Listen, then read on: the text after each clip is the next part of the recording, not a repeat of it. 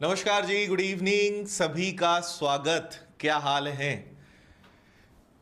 Madhya Pradesh police constable में record बना दिया है भाई फॉर्म भरने की संख्या को लेकर। 9.5 लाख से ज्यादा फॉर्म, बल्कि 9.5 लाख से भी ज्यादा कहें तो 9,76,000, 9,76,000, मतलब 10 लाख में केवल 24,000 फॉर्म कम पड़ गए, नहीं तो 10 लाख का विश्व कीर्तिमान बन जाता मध्य प्रदेश के विद्यार्थियों ने।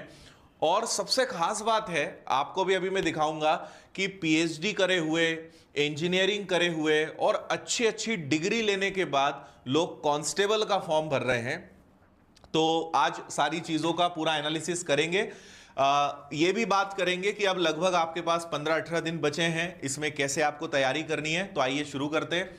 सारे वीडियोस मुझे उम्मीद है आपने देखे होंगे, चाहे नोटिफिकेशन का हो, टेस्ट में नंबर कैसे बढ़ाएं, इस पर मैं वीडियो बना चुका हूं जिसको 1 लाख बच्चों ने देखा है।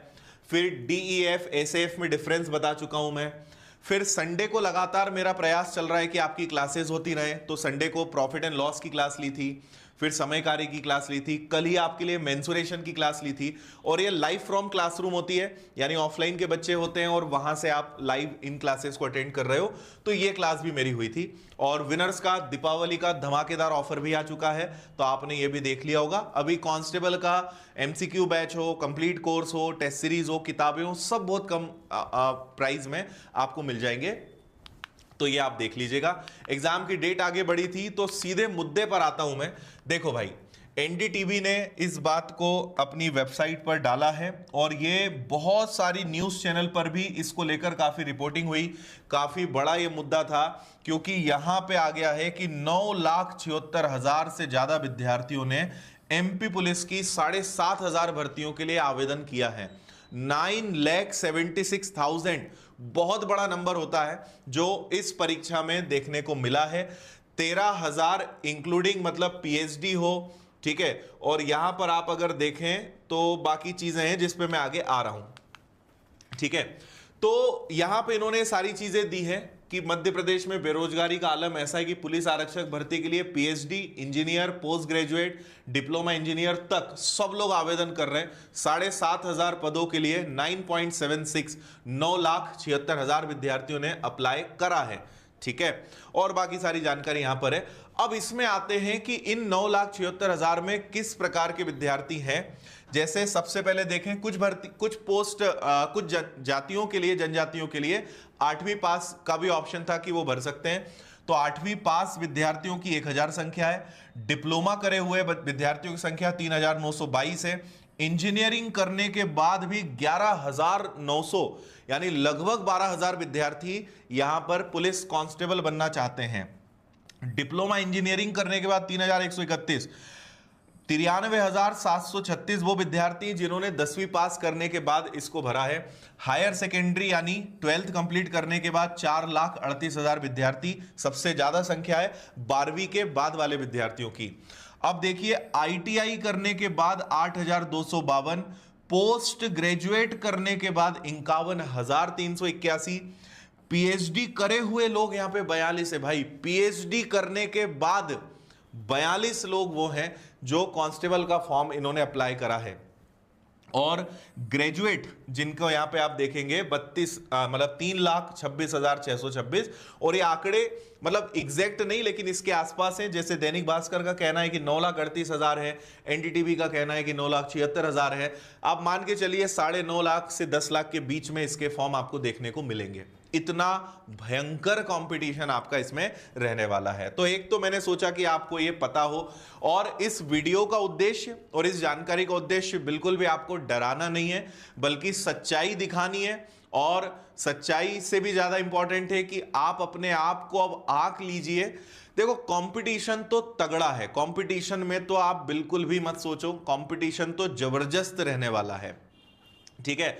अगर आप 9,76,000 में 7,500 का भाग देते हैं तो एक सीट पर 130 विद्यार्थियों का कंपटीशन आ रहा है। यानी आपको 130 लोगों में फर्स्ट रैंक पर आना है, 130 लोगों से ज्यादा नंबर आपको लाना है एक पोस्ट के लिए, तब आप इस एग्जाम को क्वालिफाई कर पाओगे, ठीक है।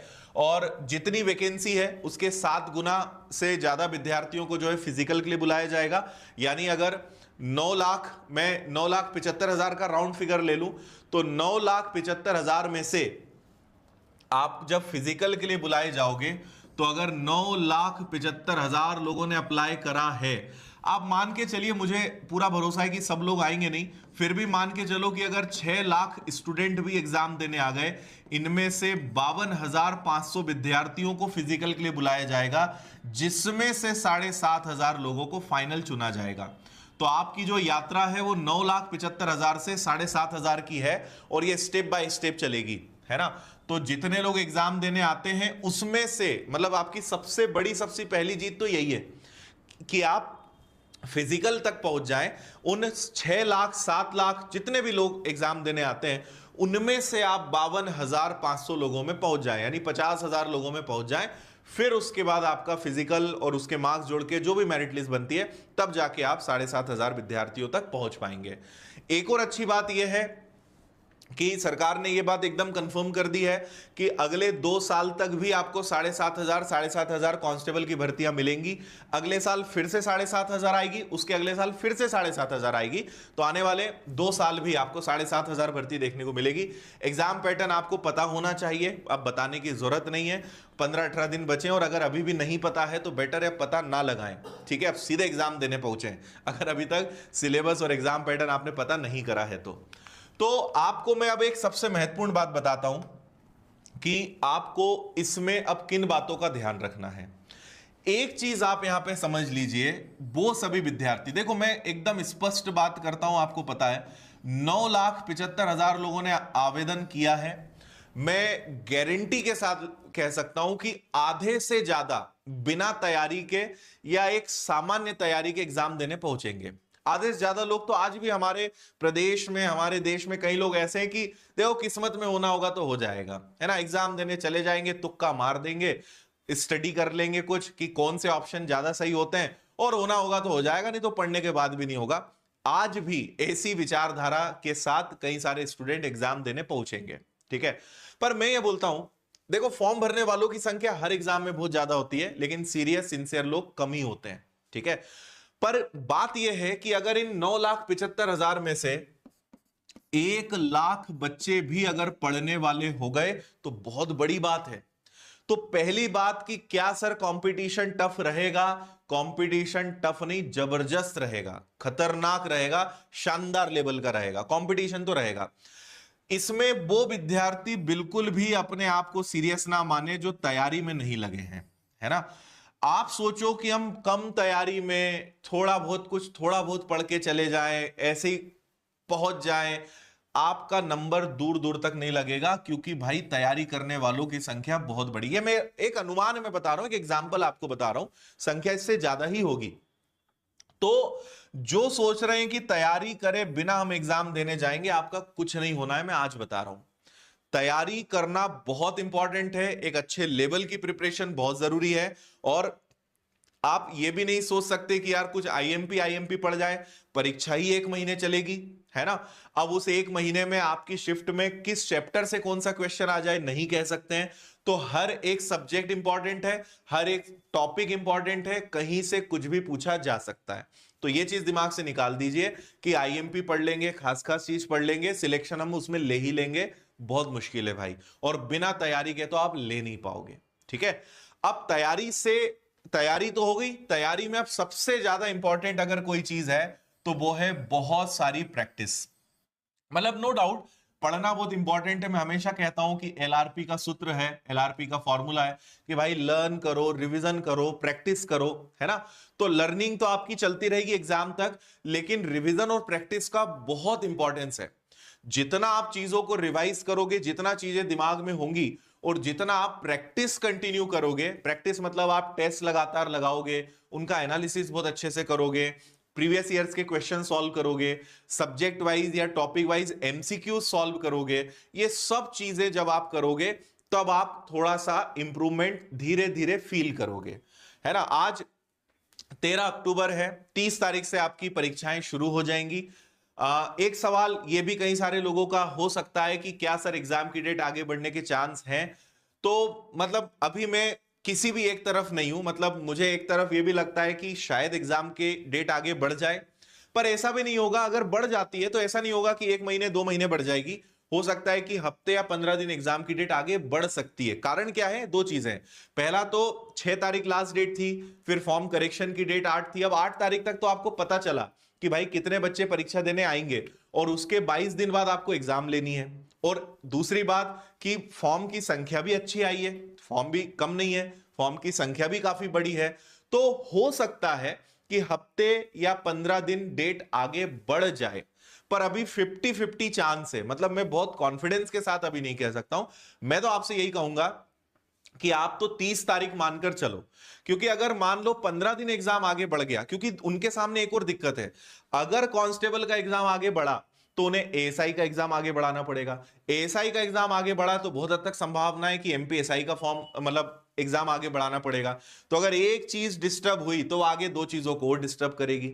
ये भी उनके लिए एक बड़ी मतलब एक सरदर्द है। तो हो भी सकता है, मतलब अभी तक 50-50 चांस है कि शायद 10-15 दिन एग्जाम की डेट आगे बढ़ जाए, शायद ना भी बढ़े। तो क्या माने सर? तो आपको एक ही बात मानना है कि भैया परीक्षा तो 30 तारीख से शुरू होगी, क्योंकि लगभग हफ्ते या 10 दिन पहले एडमिट कार्ड्स अगर आ गए तो फिर तो बात ही खत्म हो गई। और अगर 2 दिन 4 दिन बचे और एडमिट कार्ड्स नहीं आए, मतलब आप समझ लो कि फिर एग्जाम की डेट आगे बढ़ेगी, पर ये आखिरी में पता चलेगा, आखिरी के 8-10 दिनों में पता चलेगा। 8-10 दिन भी क्या, 8-10 दिन बाद तो पता ही चल जाएगा। तो फिलहाल मेरा तो यही सजेशन है कि आप 30 तारीख के हिसाब से अपनी तैयारी चलने दो। अगर समय मिल गया तो वो बोनस है, मतलब और अगर 10 दिन 15 दिन मिल गए तो सोने पे सुहागा है कि चलो ये और अच्छा रहा। ठीक है, तो अभी कुछ भी नहीं कह सकते हैं, 30 तारीख को अभी अंतिम सत्य माना जाएगा। तो अब आपको केवल और केवल, मतलब अगर आपके लिए संभव है, मतलब मिनिमम मैं बता रहा हूं, एक टेस्ट आपको पर डे लगाना है, मतलब लगाना है विद एनालिसिस। अगर टेस्ट लगा रहे हो, एनालिसिस नहीं कर रहे हो, मतलब आपकी तैयारी करने का कोई मतलब नहीं है। अगर आपकी तैयारी एक अच्छे स्तर पे है तो आप 2 टेस्ट भी लगा सकते हो, और आपको लगाना ही चाहिए। मतलब अभी लगा लो बहुत अच्छी बात है, लेकिन लास्ट के 10 डेज में तो भाई तुम्हें 2 टेस्ट लगाने ही लगाने, चाहे कुछ हो जाए। ठीक है, और कॉमन बात ये सेम रहेगी कि एनालिसिस बहुत अच्छे से होना चाहिए। आप विश्वास करिए, जितने टेस्ट लगाओगे उतने आपके अंदर इंप्रूवमेंट आएगा। और टेस्ट में इंप्रूवमेंट एकदम से नहीं आता है, लेकिन टेस्ट आपकी एग्जाम की असली तैयारी है, क्योंकि आप हर प्रेशर को, हर चीजों को हैंडल कर पाते हो, आपका टाइम मैनेजमेंट सुधरता है, और आप धीरे धीरे उसमें इंप्रूव कर पाते हो। तो आप ये मत सोचना कि मैं तो आखिरी में 8-10 दिनों में टेस्ट लगा लूंगा, नहीं करना है गलती। टेस्ट लगाओ। जब टेस्ट लगाओगे तो शुरू में नंबर अच्छे नहीं आएंगे, टेस्ट लगाते लगाते आपके मार्क्स बढ़ेंगे। और आप में से कई लोगों ने इस चीज को पार भी कर लिया होगा, क्योंकि वो पिछले 15 दिन 20 दिनों से टेस्ट लगा रहे हैं, तो अब उनके अच्छे नंबर आ रहे हैं। लेकिन शुरू में नंबर अच्छे नहीं आते हैं, यह बात ध्यान रखना। ठीक है, दूसरी बात ये बिल्कुल दिमाग से निकाल दो कि मैं इतने नंबर ले आऊंगा तो मेरा सिलेक्शन हो ही जाएगा। आप तो एक चीज करो कि यार ज्यादा से ज्यादा लाना है, मत अपने आप को कहीं पे उलझाओ कि यार सब लोग YouTube पे कई सारे टीचर्स ऐसा बोल रहे हैं, किसी ने ऐसा बता दिया, किसी पिछले साल सिलेक्टेड है तो उसने मुझे ऐसा बोल दिया। सब बकवास है, मैं आपको बता रहा हूं, कोई मतलब नहीं है। हर साल का कैलकुलेशन, हर साल का सिलेक्शन का कट ऑफ, और ये सारी चीजें हर साल बदलती हैं। तो इन सब चीजों में विश्वास करने से, थकने से, सोचने से कुछ नहीं होगा। आपके हाथ में एक ही चीज है, वो है मेहनत, और दूसरी चीज है ज्यादा से ज्यादा नंबर लाने का प्रयास। तो कट ऑफ पे मत जाओ कि पिछले साल इतना कट ऑफ गया, इस साल इतने भाई जितने ज्यादा ले आओगे उतना अच्छा है ना। तो अभी आप इस चीज को दिमाग से निकालो, सिर्फ एक ही चीज अपने दिमाग में लेके चलो कि यार ज्यादा से ज्यादा जितना लाया जा सकता है वो लाना है ना। क्योंकि कैटेगरी पे डिपेंड करता है, हो सकता है कि आपने 65-70 लाके सिलेक्शन ले लिया, हो सकता है आपने 78-80 मार्क्स लाए, नॉर्मलाइजेशन के कारण कम हो गया, कुछ भी हो सकता है। तो अब आपने, जैसे मैं फिर से आपको एग्जांपल दे रहा हूं कि आपने कहा कि मैं 70 नंबर तो लेकर आऊंगा ही आऊंगा। अब आपकी शिफ्ट इजी आ गई, आपके 70 नंबर आ गए, नॉर्मलाइजेशन के बाद आपके मार्क्स कम हो गए, तो वो हो सकता है 65 हो जाए, हो सकता है 62 हो जाए। क्या कर लोगे आप? कुछ नहीं कर सकते। तो जो चीज हमारे हाथ में है नहीं, दिन रात अगर उसके बारे में सोचा जाए और उसी के इर्द गिर्द प्लान किया जाए, और आखिरी में जब पता चले कि जो हम सोच रहे थे वो तो हमारे कंट्रोल में नहीं है, हमारे कंट्रोल में कि भाई 70 की जगह 75 लाने का प्रयास करें, 75 की जगह 80 लाने का प्रयास करें, ये आपके हाथ में है। ना कि ये कि मैं तो 70 कैसे भी करके ले आऊंगा, मेरा हो ही जाएगा। कैसे हो जाएगा? क्योंकि 70 तो रॉ मार्क्स है ना आपके, वो तो कच्चे नंबर है। पक्के नंबर तो नॉर्मलाइजेशन के बाद पता चलेंगे। तो कोई मतलब नहीं इन चीजों में परेशान होने से, है ना।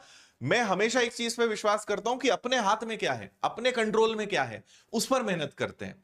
और अधिकतर आपको वो लोग बहुत परेशान मिलेंगे जो उन चीजों को लेकर परेशान होते हैं जो उनके कंट्रोल में है नहीं। ठीक है, तो हमारे कंट्रोल में अपनी पढ़ाई, हमारे कंट्रोल में अपनी मेहनत, हमारे कंट्रोल में है अपनी प्रैक्टिस और दुनिया भर की चीजें।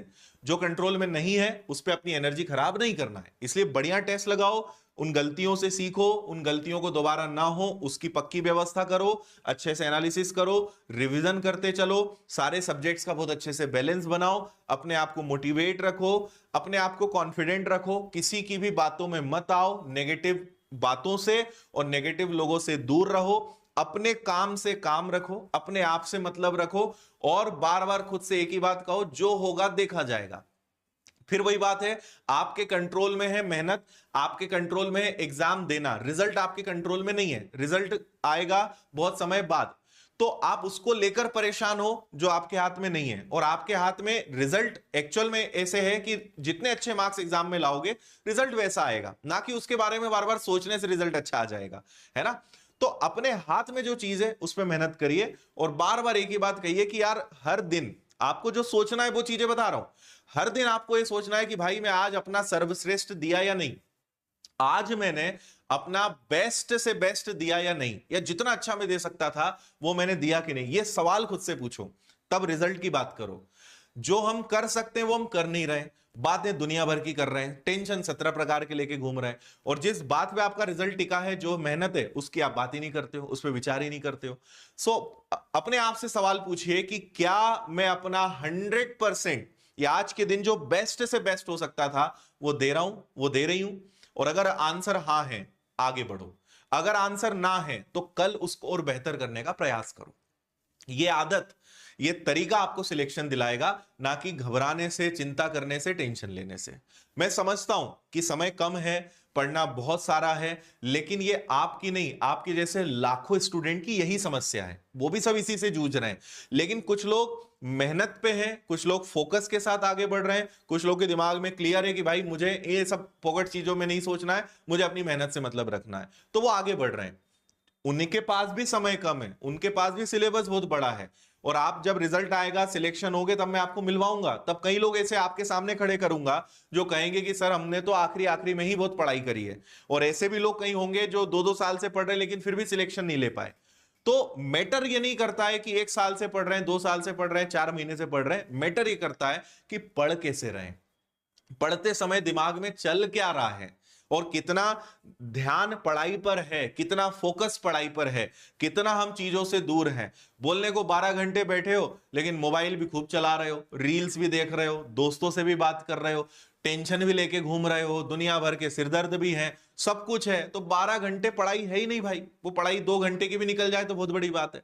और अगर कई लोग ऐसे होंगे जो 6-8 घंटे पढ़ेंगे लेकिन इतनी क्वालिटी के साथ, इतने फोकस के साथ, क्योंकि वो जॉब भी कर रहे हैं, बाकी भी उनके अपनी परिवार है, परिवार को भी संभाल रहे हैं, अपनी जिम्मेदारियां भी निभा रहे हैं, उसके बावजूद पढ़ रहे हैं, और उसके बावजूद सिलेक्शन भी ले लेंगे। और कई ऐसे जिनको बढ़िया घर वालों ने सब सुविधा दी, उनको हर महीने का खर्चा भेज रहे हैं, उनको लाइब्रेरी ज्वाइन करवा दी, घर पे अच्छा उनका स्टडी रूम बना दिया, दुनिया भर की सुविधाएं, लेकिन उनसे पढ़ा नहीं जा रहा। और जिनके पास कुछ नहीं है वो शायद तुमसे ज्यादा मेहनत कर रहे हैं। सो इंपॉर्टेंट यही है कि तुम्हारे पास जो है उसमें कितनी मेहनत कर रहे हो, बजाय तुम कंप्लेंट करते जा रहे हो मेरे पास काश ये हो जाता, काश ऐसा हो जाता, काश नोटिफिकेशन और एग्जाम टाइम में 4 महीने का समय मिल जाता।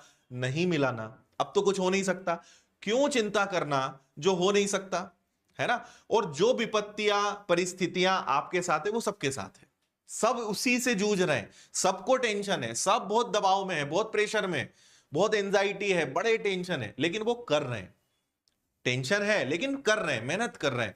कई लोग ऐसे हैं टेंशन ही टेंशन ले रहे हैं, कुछ किया ही नहीं जा रहा है, कुछ नहीं होगा तुम्हारा, है ना। एग्जाम में लोगों की कमी नहीं है, 9,75,000 में से 7,500 लोग ढूंढना कोई बड़ा काम नहीं है यार, आराम से मिल जाएंगे। तुम उन 7,500 लोगों में आओगे कि नहीं आओगे, ये तुम्हारी चिंता का विषय होना चाहिए। उन्हें तो 7,500 लोग मिल ही जाएंगे आराम से, तुम आ पाओगे कि नहीं, ये तुम्हारा मुद्दा होना चाहिए।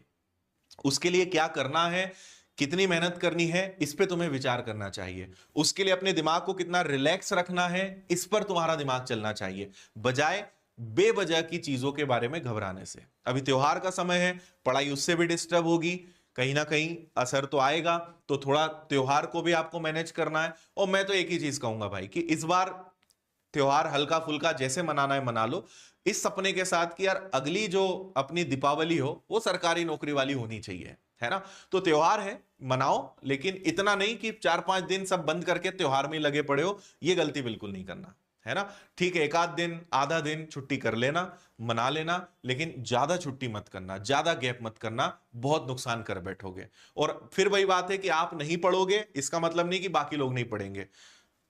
मैं अभी ऑफलाइन में बहुत सारे विद्यार्थियों से मिला, मुझे बहुत खुशी भी हुई, और कहीं ना कहीं मतलब एक वो भाव भी आता है कि यार देखो, समय ऐसा है कि इतने खास दिन पर भी विद्यार्थी घर नहीं जा पा रहे। 50% से ज्यादा बच्चे जो 700-800-1000 किलोमीटर दूर अपना घर छोड़ के इंदौर में रह के पढ़ रहे हैं, पर एग्जाम इतना करीब है कि वो घर नहीं जा रहे हैं, दीपावली पे अपने घर नहीं जा पा रहे हैं, उन्होंने यहीं रुकने का और पढ़ने का डिसीजन लिया है क्योंकि एग्जाम करीब है ना। तो कर रहे हैं यार लोग, जिनसे जो आपके जो कॉम्प्रोमाइज हैं, जो सेक्रीफाइस हैं, जो त्याग बलिदान कुर्बानियां हैं, मिलेगा उसका रिजल्ट, करना पड़ेगा, है ना, रास्ता ही ऐसा है। तो आप कुछ करके किसी पे एहसान नहीं कर रहे हो, आप खुद के लिए ही कर रहे हो, ये ध्यान रखना। तो ठीक है, इस बार नहीं मना पाए, कोई बात नहीं, रिजल्ट की चिंता मत करो, क्या होगा होगा, नहीं होगा बात की बात है। एफर्ट्स, कर्म करो। श्री कृष्ण ने एक ही बात बोली है, मतलब पूरी गीता पढ़ो या ना पढ़ो, कुछ उसमें मानो ना मानो, एक बात मान लो, कर्म करो, फल की चिंता मत करो, है ना। और हम फल की इतनी चिंता करते हैं कि कर्म ही नहीं कर पाते। तो कर्म करिए, फल की चिंता मत करिए, और कर्म करोगे तो फल मिलेगा। फल की चिंता करने से फल नहीं मिलेगा, लेकिन कर्म करने से फल मिलेगा, ये बात एकदम तय है ना। तो आप भागवत गीता मत पढ़ो, एक लाइन अपना लो अपनी जिंदगी में, वो पूरी गीता के बराबर है। ठीक है भाई, तो उम्मीद है कि आपको थोड़ा सा हल्कापन महसूस हो रहा होगा। जो मैं समझाना चाह रहा हूं वो मेरे दिमाग से आपके दिमाग में वाईफाई के माध्यम से ट्रांसफर हुआ होगा, और आप कहीं ना कहीं समझ रहे होंगे। मैं आपकी हर एक भावना समझता हूं, आपके दिल में, आपके दिमाग में, आपके मन में क्या चल रहा है, क्या तूफान है, क्या भूचाल है, कितना दबाव है, कितनी चीजें चलती, मैं बहुत अच्छे से जानता हूं, क्योंकि मैं भी इस चीज से गुजरा हूं और हर दिन आप जैसे विद्यार्थियों के बीच ही रहता हूं, तो मुझे हर एक चीज पता है ना। लेकिन आप थोड़ा सा प्रैक्टिकल होइए। आप ये मत सोचिए कि सारी समस्याएं, सारी विपदा आपके साथ है। हर बच्चा जूझ रहा है यार, हर कोई परेशान है, लेकिन सबका समस्याओं को हैंडल करने का अपना तरीका है, वो उस तरीके से उन चीजों को संभाल रहे हैं। हमें चीजों से लड़ते आना चाहिए, उनके नाम से बैठ के रोना नहीं है, उनके नाम से अपने आप को रोकना नहीं है। समस्याएं लाइफ में हमेशा चलेंगी, सामना करना सीखना है, फेस करना है, डट के मुकाबला करना है और आगे बढ़ना है। ये कला आपको डेवलप करनी है, आज नहीं तो कल सीखना पड़ेगा। आज नहीं सीखोगे एग्जाम में हार जाओगे, अगली बार भी नहीं सीखोगे एग्जाम में हार जाओगे। जिस दिन सीखोगे, जिस दिन अपने आप को मजबूत कर लोगे, उस दिन एग्जाम पार कर लोगे। बेटर है आज कर लो, बाद में तो करना ही पड़ेगा, है ना। कंपटीशन तो है भाई, सीधी एक स्पष्ट ओपन कंपटीशन है, खुली प्रतियोगिता है। जो मेहनत करेगा, जो कॉम्प्रोमाइज करेगा, जो त्याग बलिदान करने में आगे रहेगा, जो मेहनत दम लगा के करेगा, जीत उसकी होगी। खुला मैदान है, खुला चैलेंज है, ओपन कंपटीशन है। मेहनत करो और कमा के ले जाओ, सीधी बात है। आपकी लापरवाही, आपकी परेशानियां, आपके दुख दर्द तकलीफ किसी को फर्क नहीं पड़ता। ये बात को जितना जल्दी समझ जाओ उतना अच्छा। ठीक है भाई, बाकी हमारी टीम लगातार लगी है, आपके लिए क्लासेस हम लगातार लेकर आ रहे हैं, जो जो बन पड़ रहा है वो हम अपनी तरफ से कर रहे हैं, है ना। हमने एक एमसीक्यू बैच, ये एक बैच हर एक बच्चे के पास होना चाहिए, क्योंकि इसमें topic wise, subject wise previous years के क्वेश्चंस और सब चीजें बहुत अच्छे से सॉल्व करा रहे हैं। 199 का बैच है, इतने विषय, इतने टीचर्स आपको डेली क्लास दे रहे हैं। और इससे भी बेहतर रहेगा कि आप VOD plus live batch, live MCQ batch लो, इसमें दो दो चीजें आपको मिल रही है मात्र 299 में। तो पूरा कांस्टेबल का course plus live MCQ course और जो क्लासेस हो चुके वो रिकॉर्डेड, ये सब आपको मिल जाएगा। तो कर्मवीर 5.0 ये वाला आप जरूर लीजिए, 299 का, सब कुछ इसके अंदर है, कहीं भटकने की जरूरत नहीं है। और आप बस जब टाइम मिले बढ़िया क्लासेस, रिकॉर्डेड क्लास देखो, स्पीड बढ़ाओ, कवर करते जाओ और एमसीक्यू बैच से प्रैक्टिस करते जाओ, है ना। बाकी एएसआई स्टेनो के व्यापम का नया फाउंडेशन बैच हम शुरू कर रहे हैं। आपके आसपास कोई भाई बहन या आप अभी शुरू कर रहा है, आपको लग रहा है कि ठीक है अभी तो कम टाइम था, एक बार अच्छे से तैयारी कर लेते हैं तो फाउंडेशन ज्वाइन करो। नया बैच 1 नवंबर से चालू हो रहा है, दीपावली ऑफर में, बहुत कम फीस भी है, तो इतनी सब परीक्षाओं की तैयारी आपकी इससे हो जाएगी और इतने टीचर्स आपको इसमें मिलेंगे। ठीक है, बाकी अलग अलग कोर्सेज भी हैं, किताबें भी हैं भाई, हर सब्जेक्ट की किताब है, पूरा कोर्स है, कोर्स प्लस किताबें हैं, कॉम्बो है, एक साथ सारी किताबें ले सकते हो, सिंगल किताबें ले सकते हो, तो ये सब आपको मिल जाएगा। टेस्ट सीरीज भी आपको मिल जाएगी, है ना, सिंगल कांस्टेबल की भी टेस्ट सीरीज आपको मिल जाएगी। तो ये सब विनर्स इंस्टीट्यूट ऐप पर मिलेगा। ऑफलाइन के लिए आप ऑफलाइन सेंटर आ सकते हो इंदौर, और किताबों के लिए विनर्स पब्लिकेशंस ऐप है, फ्लिपकार्ट, मीशो, अमेजॉन, सब जगह से आप ले सकते हो। ठीक है भाई, तो ये सब मेरे दिमाग में था, जो आपके दिमाग में चल रहा था, और उसको कहीं ना कहीं मैं चाहता था कि उसको शांत कर दूं। तो उम्मीद है कि आपको थोड़ा सा आराम महसूस हो रहा होगा, थोड़ा सा जो मेहनत कर रहे हैं, है ना। देखो यार, मैं एक ही बात बोलता हूं, अगर आप मेहनत कर रहे हो तो घबराना किस बात के लिए, और अगर मेहनत नहीं कर रहे हो तो फिर क्यों घबराना, है ना। जब मेहनत कर ही नहीं रहे हो तो तुम तो वैसे ही हारे हुए हो, तो फिर क्यों घबरा रहे हो। और अगर मेहनत कर रहे हो तो आपको बिल्कुल सफलता मिलेगी ना, क्यों घबराना है ना। तो मेहनत नहीं करो या मेहनत करो, घबराना दोनों केस में नहीं है। ठीक है, चलिए, मेरी तरफ से आप सभी को दीपावली की एडवांस में हार्दिक हार्दिक शुभकामनाएं। हालांकि उसके पहले और मैं मिलूंगा आपसे, दीपावली वाले दिन भी मिलूंगा, लेकिन आज हो सकता है कि कुछ लोग उस दिन कनेक्ट ना हो पाए, तो आपको हैप्पी दिवाली। इस उम्मीद, इस विश्वास, इस आशीर्वाद के साथ कि अगली दीपावली पे जो है आपकी तरफ से एक आधा किलो 1 किलो का मिठाई का डब्बा अपनी सरकारी नौकरी की तनख्वाह से आप मुझे खिलाने आए या मेरे पास भेजे, तो आपने और हमने कुछ उखाड़ा, कुछ जीवन में करा, नहीं तो कुछ नहीं करा, सब बेकार है। तो अगली दीपावली आपकी तरफ से मुझे मिठाई चाहिए, वो भी सरकारी नौकरी वाली। ठीक है, बाकी हम आपके साथ हैं भाई, हम भी मेहनत कर रहे हैं आपके लिए, सारे टीचर्स मेहनत कर रहे हैं, क्लासेस ये जो वन पढ़ रहा है वो सब हम करने का लगातार प्रयास कर रहे हैं, और अभी समय जो है उसमें और बेहतर कुछ करेंगे। तो पुनः बहुत सारी शुभकामनाएं, बहुत सारा आशीर्वाद, और ऑल द बेस्ट। बढ़िया लगे रहिए, बिंदास अपनी पढ़ाई से मतलब रखिए, किसी की बातों में नहीं आना है, मस्त तरीके से पढ़ाई चलने दो। तो थैंक यू, जय Hind, all the best, good night.